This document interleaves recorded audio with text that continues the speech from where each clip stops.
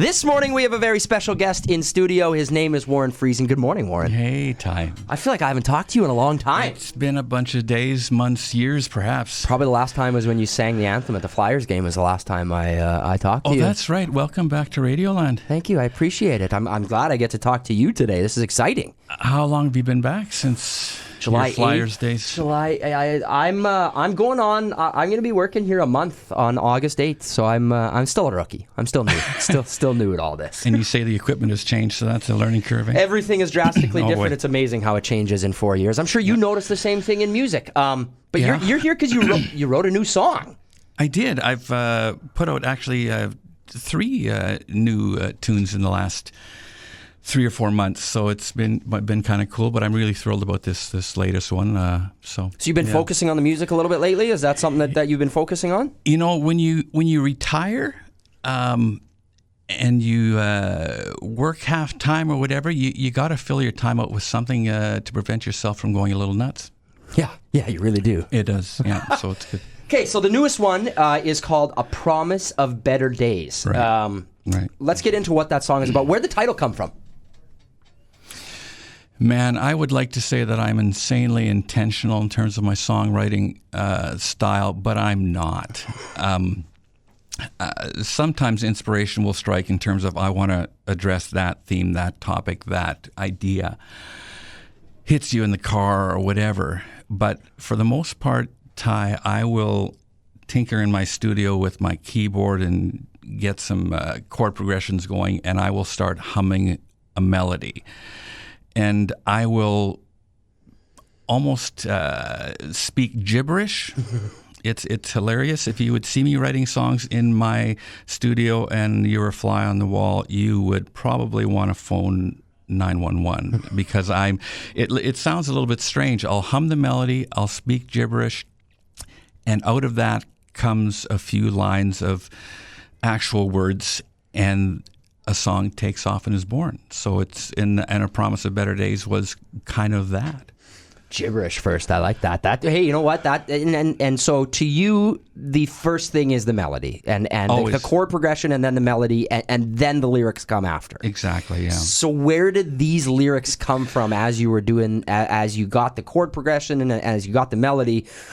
Where did these lyrics come from? What were you trying to address? What were you thinking of while you were writing this song? Again, not terribly intentional, but I have I gravitate to certain songwriters, and I love some of their styles. And one that my wife and I and my daughters have kind of really gravitated to in the last 3 or 4 years is Donovan Woods. Very talented. Oh, my word. And how he can step away from cliche songwriting lyric and tell a story in a very, very original, matter-of-fact way. I was inspired by that. And I went, okay, I want to write a song that has that. And the first verse of A Promise of Better Days is he walks into the front door of a weather-worn apartment block and always at the same time always fighting with a broken lock. And I went, okay, that's a little bit different than just your cliche stuff. And I went, okay, now I've got something here. And then I said, okay, what do I do after that? Well, this guy sounds depressed as heck, right? It sounds like he's living a mundane life and not having much fun with it. So then the theme or the thesis or whatever comes out in terms of everybody goes through that stuff, right? Everybody hits those low points. And I'm all too familiar with low points, dealing with mental health issues, depression and anxiety. So I went, okay, then let's write something a little bit inspirational in terms of hold on, give it some time, surround yourself with the right people, do your praying and meditation and your physical training and stuff like that. Things will get better. So then A Promise of Better Days came out. I love it. We're going to hear this song right after your forecast. How about it? Warren Friesen with A Promise of Better Days. Good morning. My name is Tyler Hildebrand. And not only did we play a song, he's sitting right here in studio. Warren, I like the sound of that. And I'm sure you did it You talked before about how you're not intentional, but you were intentional about the hopeful sounds in the background of that song. It sounds like hope. No, great. Well, thanks for having me in again, Ty. I really appreciate it. No, I appreciate that. It is the sounds that you can create in a home studio these days is unbelievable. It's almost, I mean, you're not going to put recording companies and those studios out of business because they do it many steps above that. But what you can do at home is amazing. Incredible. Yeah. Now, Warren, we talked before, and we talked about how you've had to change your creative process. And I know this is tough to talk about as an artist who's an incredible guitar player and an incredible musician, but things have changed for you a little bit, and that's part of life. So what changed? Well, I'm going to have to correct you. I don't know that I have ever been an incredible guitarist. Well, I heard you play, and I think so whatever. But I have access to incredible guitarists like my good friend, high school, childhood friend, Arlen Penner and Brett Schultz. And I have access to these people. Bill Dowling has helped me out and that kind of thing. So it's been very, very cool. Things have changed. About 4 or 5 years ago, I noticed something in my right hand that was just quirky. I was playing at Manitou's Opera House, their coffee house that they do throughout the winter, every other Saturday kind of thing, I think. And they still do it. And if you ever have a chance, if you're ever looking to be entertained, go perform or whatever, do that. The Opera House is a historic building. It's incredible. Gorgeous to go into. The acoustics are amazing. So I was playing there. And my right hand, like I say, my strumming hand, just all of a sudden just like locked against the body of the guitar. And the mobility, if you don't have a free-floating hand, you can't strum or pick or whatever. So I had to muscle my way through that song that I was experiencing this in. And I went, oh my goodness, what's going on? So long story short, I'm diagnosed with a condition called muscle dystonia. It's a movement disorder. I seek treatment for it and take Botox injections, of all things. Botox? Yeah, it's a very, very good-looking arm, though wrinkle-free. So it's looking as a young-looking arm. No, so I'm getting treated. Things are up and down and that kind of thing. But playing live with my acoustic guitar is next to impossible. And like I say, I have access to people if I want to play live.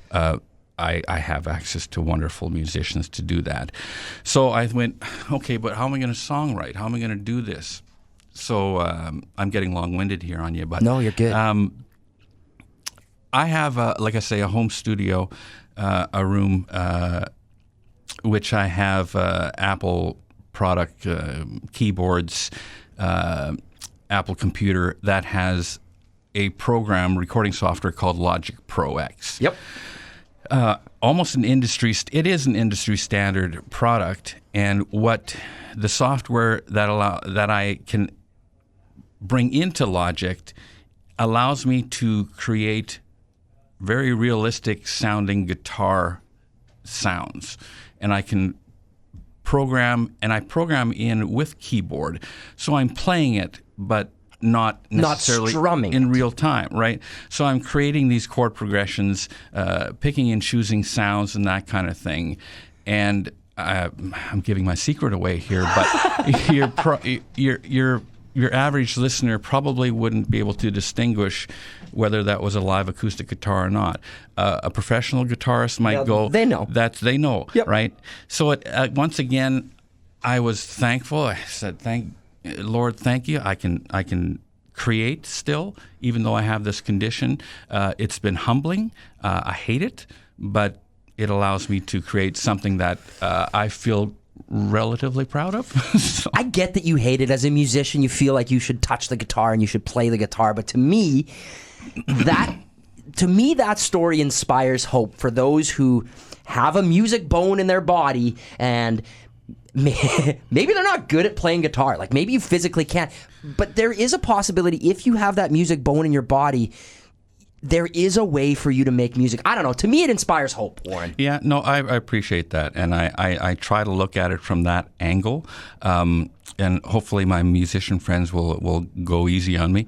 But like I say, it's like I have access to people. If I want to play live my songs and my stuff, my friends learn these tunes and they back me up. And it's a wonderful thing. But songwriting isn't necessarily, do you have to know how to play an instrument in order to songwrite? No. Nope. No, you don't. Do you have to know chords? Do you have to know theory? Do you have to know tablature? No. Nope. All you have to do is if you can hear a melody and if you can hum it into a microphone, you've started to create a song. You don't want me humming into a microphone. I can't stay in key. Well, I was going to ask you. I don't even know the proper terminology. You're not going to do backup vocals for me too? No, I would, but you want people to listen to your songs, right? Yeah. I love that. I love that story, and I know that I said this already, but as a musician, you guys, it's very important to you to hone your craft and to play your instruments. But I don't know, just to me it inspires hope for those of us who maybe aren't as musical, that there is a way that you can be creative in the music world. Yeah. Why do you make music, Warren? Why do you do it? That's far too good a question. Probably the start of my songwriting journey started when I was in university, sharing an apartment with a couple of my buddies, Patrick Hebert and Arlen Penner.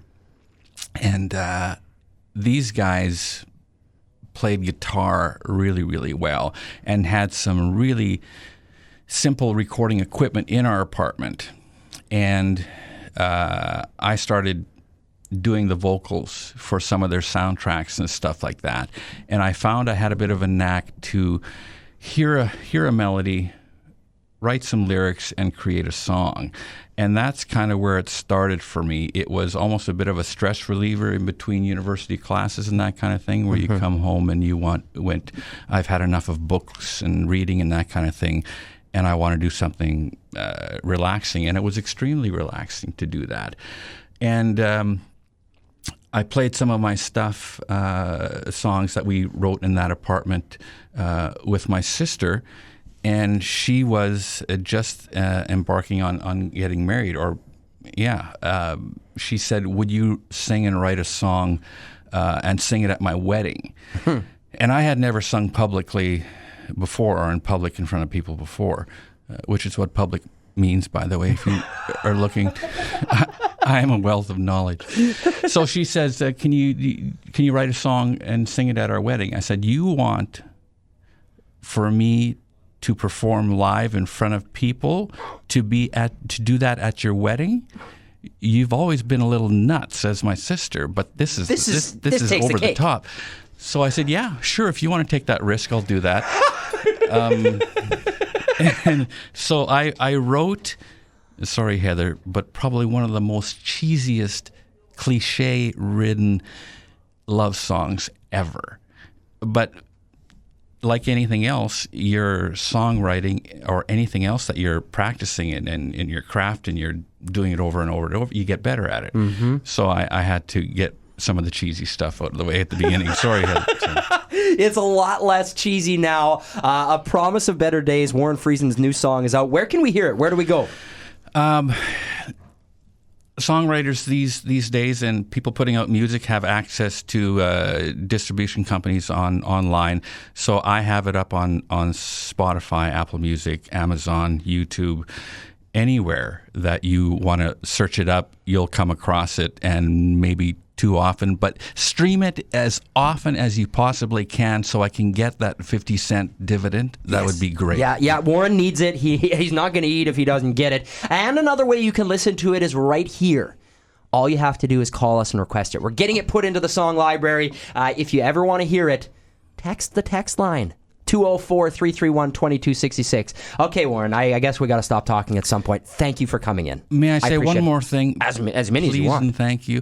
I get to be part of Altona's Gallery in the Park summer music nights.